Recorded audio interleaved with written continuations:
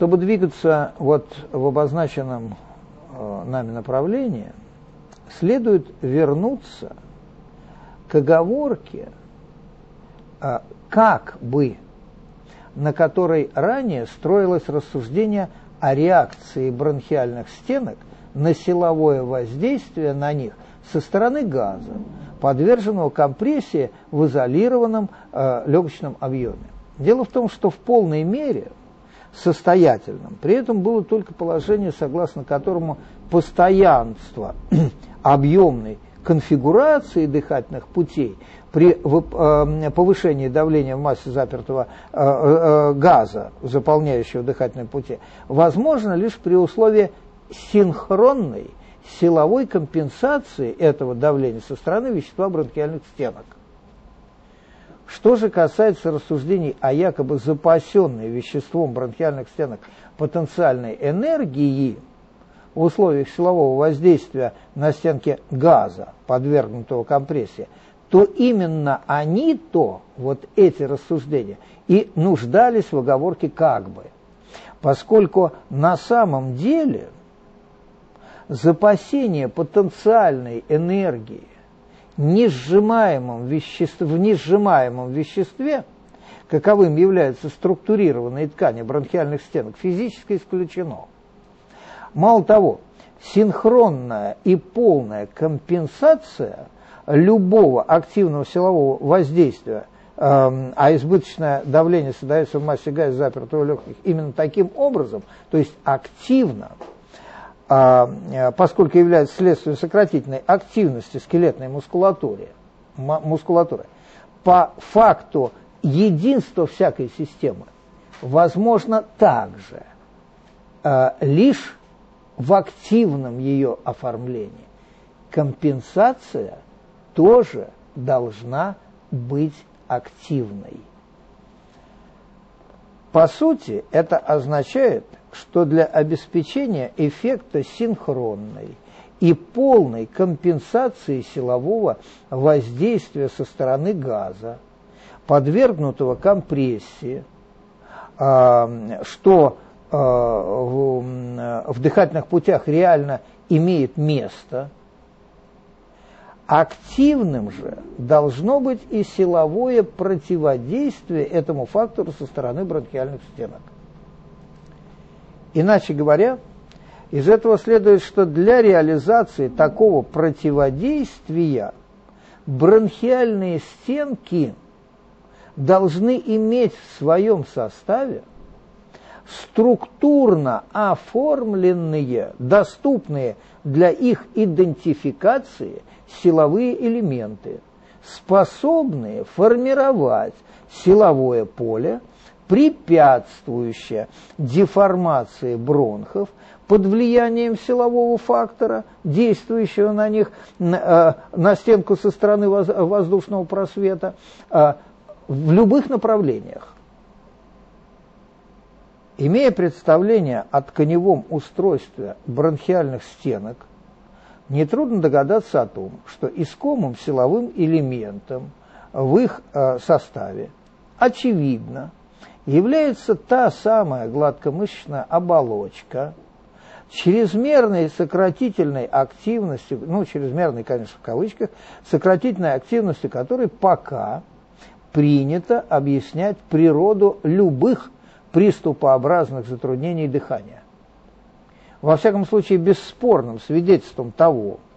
что названная мышечная оболочка способна сдерживать вероятную при компрессии газа в дыхательных путях деформацию бронхов, является укладка ее сократительных элементов, имеющая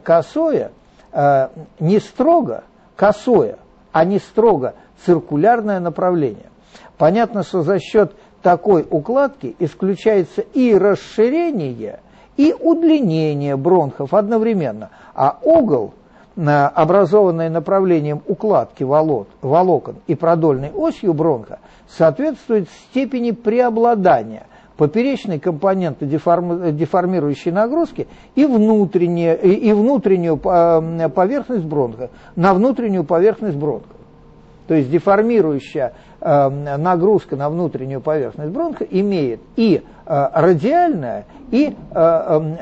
продольную, и радиальную, и продольную компоненты. Вот именно обе эти компоненты присутствуют в продольной, вернее, в реальной укладке активных элементов гладкомышечной оболочки. Помимо этого, не прибегая к детальному анализу содержания функциональной активности гладкомышечной оболочки в целом, а сделано это вот в этом издании, то есть вот в этой книге,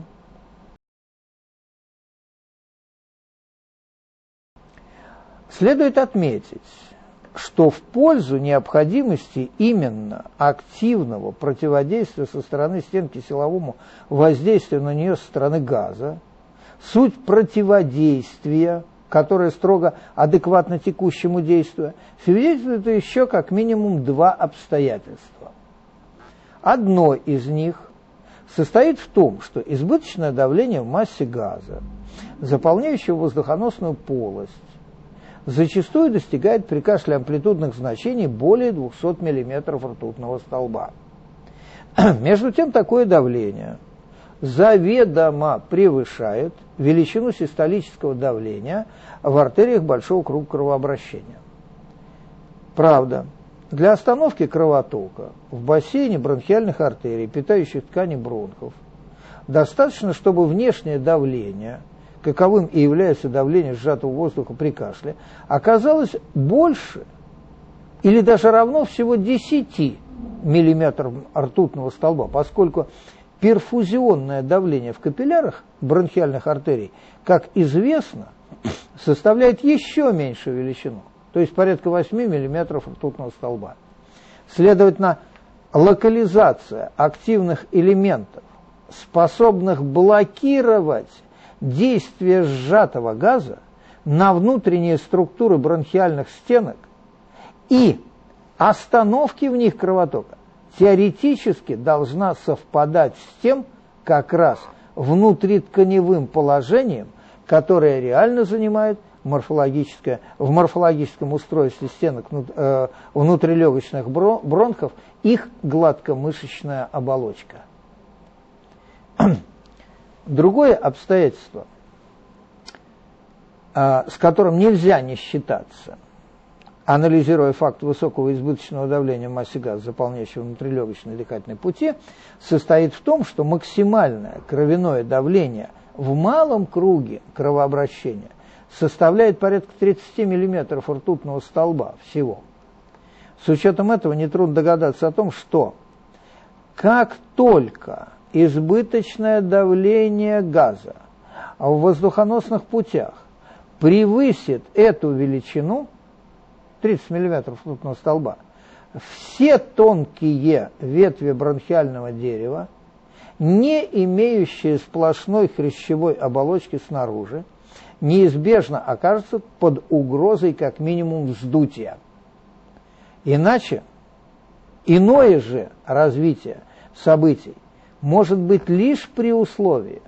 когда силовой фактор, действующий на стенку бронхов изнутри воздухоносного пространства, будет полностью скомпенсирован не наружными от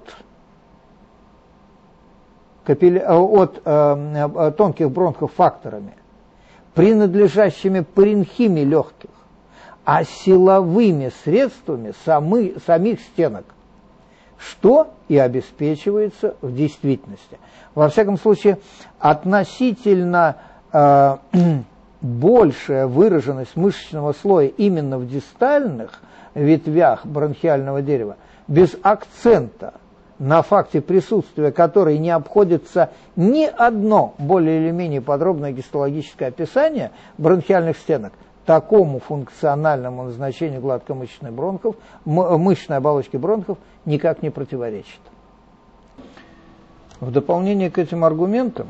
уместно добавить такую деталь, как способность гладкомышечных образований развивать значительные усилия при сохранении исходной длины миоцитов. В отличие от поперечно-полосатых мышц, сократительная активность которых всегда сопряжена с укорочением их продольного размера.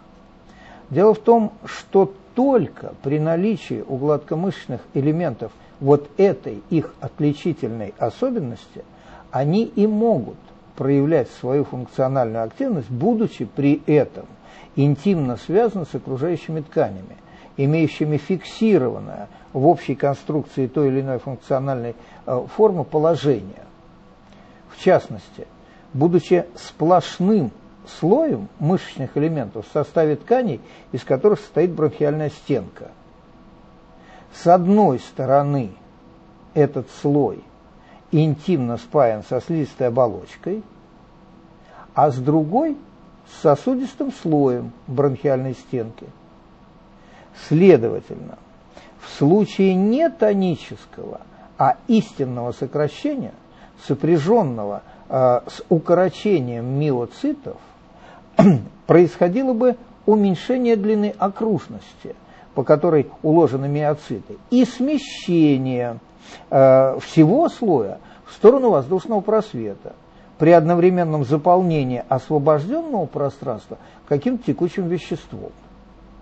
При этом после снятия напряжения возникли бы серьезные проблемы с возвратом гладкомышечной оболочки в исходное положение,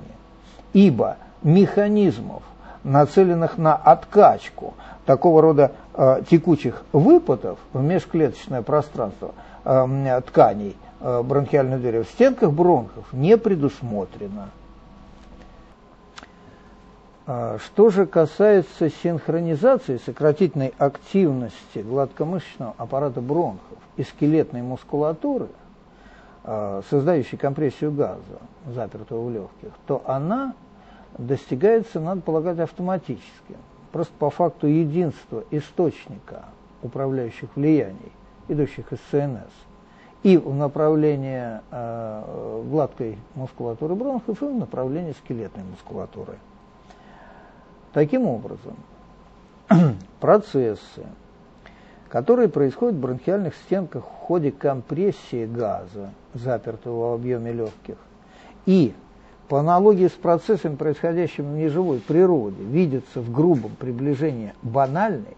а точнее пассивной их реакции на действие сжатого газа, на самом деле обеспечиваются собственным силовым аппаратом внутрилегочных бронхов. Это крайне важно. Главное, то есть приводная часть этого силового аппарата представлена сплошной гладкомышечной оболочкой, имеющей такую укладку миоцитов, за счет которой при функциональном их напряжении блокируются все возможные изменения диаметра и длины соответствующего прямолинейного участка бронха, то есть между двумя последовательными делениями. Тем самым эффективность реализации феномена сброса через открытую голосовую щель избыточного давления из массы газа, заполняющей воздухоносную магистраль, а значит, и все сопряженные с этим событием явления, включая смещение слизи в направлении осевой линии бронхов, попадают в жесткую зависимость от текущего функционального состояния гладкомышечного слоя бронхов при прочих равных условиях. Понятно, что при всяком ослаблении относительно оптимального состояния сократительной активности миоцитов гладкомышечной оболочки бронхов в более или менее угнетенном состоянии окажется при кашле как минимум бронхиальный кровоток со всеми долгосрочными последствиями из этого вытекающих. Однако в первую очередь и немедленно при этом нарушаются механизмы перемещения слизи из дистальных отделов бронхиального дерева в направлении трахеи, что в целом оформляется очевидным снижением результативности кашля.